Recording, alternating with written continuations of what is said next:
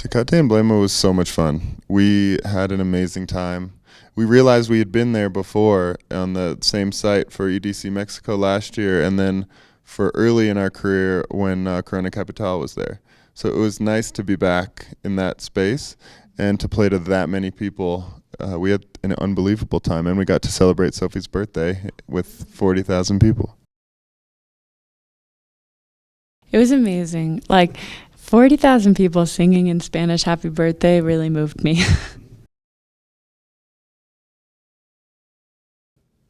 It's been amazing. We've had a residency there for 4 years now, but we just moved to the Win. So we're playing in the best clubs in the world, and people from all over the world come there. It's really nice because we're so used to going all over the world to go see people, and now we get to be in one place, and then they come to see us. It's easier, and it's really nice. They treat us really well. We get great food. It's a great hospitality city.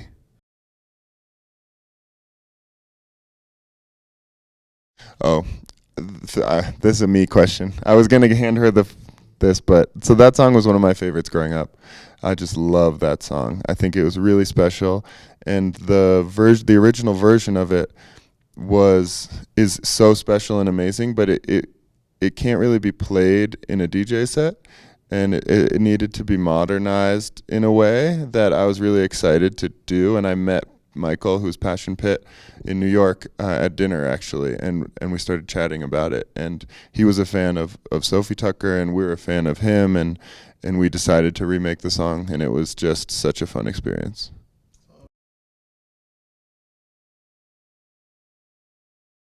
Yeah, I mean, it was a really cool experience for me because I've always wanted to do something like this.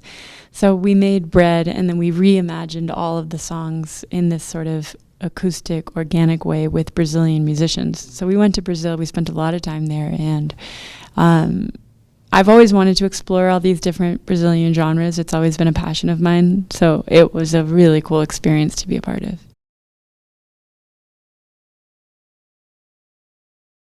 Yeah, the music is what first drew me into the culture, and then I learned the language. I lived in Brazil, and I spend a lot of time there still, so I don't know exactly how to describe it. I just feel like my soul was like, yeah, you need to go there. You need to learn the language. It just speaks to me and inspires me in a way that it's hard to describe other than it's just is, you know? Então, nosso novo álbum Butter é projeto que significa muito para mim e que é bem manteiga, bem sensual, bem íntimo, e eu tenho muito orgulho desse projeto. No, but I think it's really like it's really easy for me to understand Spanish, but it's much harder for me to speak it because it's like the pronunciation and the words are slightly different, but they have the same root, a lot of the words, so it's easy to understand, yeah.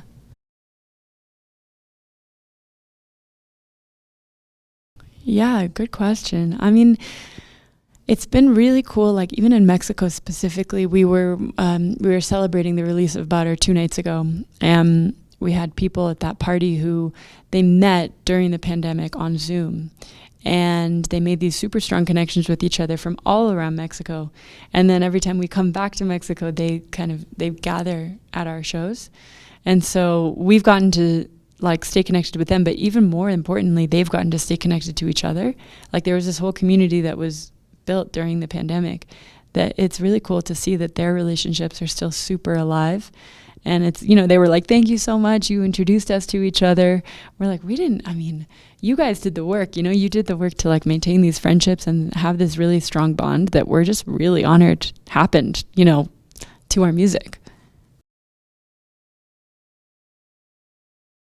We're thinking a lot about it right now because we're making new music that we're really excited about, more dance music, and there's so many great artists out there and so many genres. Like, I think there would be so many fun people to collab with. We were recently talking about, I played in the NBA Celebrity All-Star game, and some of my teammates in that game were artists like Shabuzi and Noah Khan and it would be really fun to do songs with those guys.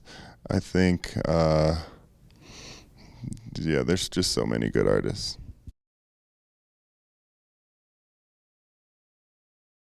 So we're actually in the middle of combining the formats just to make one Sofi Tukker show, and we did that at Tecate Emblema, where it was a DJ set, but it was also a live show. You know, we had dancers, I was playing guitar, we were singing, and we were DJing, and we were playing other people's music, and we were playing music that we remixed. And so we're trying to just kind of do one main Sofi Tukker show. And I think Tecate was the first time that we really felt like, oh, we have it. This is totally the DNA of our music. And then the only other difference is that we are going to do one butter show, and that's going to be completely different, you know, live music only, organic instruments. We're going to fly the musicians from Brazil, but that will be like one time only, because it's definitely more of an outlier, whereas the Sofi Tukker show that we're focusing on is what you saw at Tecate. Yeah, we have a project called The Unendangered Forest, and it's with this amazing woman. Her name is Dr. Sylvia Ziller, and she's just a tree expert, tree genius. And so basically we find seedlings from endangered species of trees, and we make sure that we preserve the seedlings and that the right environment, they get planted in the right environment to make sure that those trees don't go extinct. And it's cool because my brother is actually like really involved with reforestation also. And so now I'm getting my family involved with Dr. Sylvia Ziller, which has been really cool for me.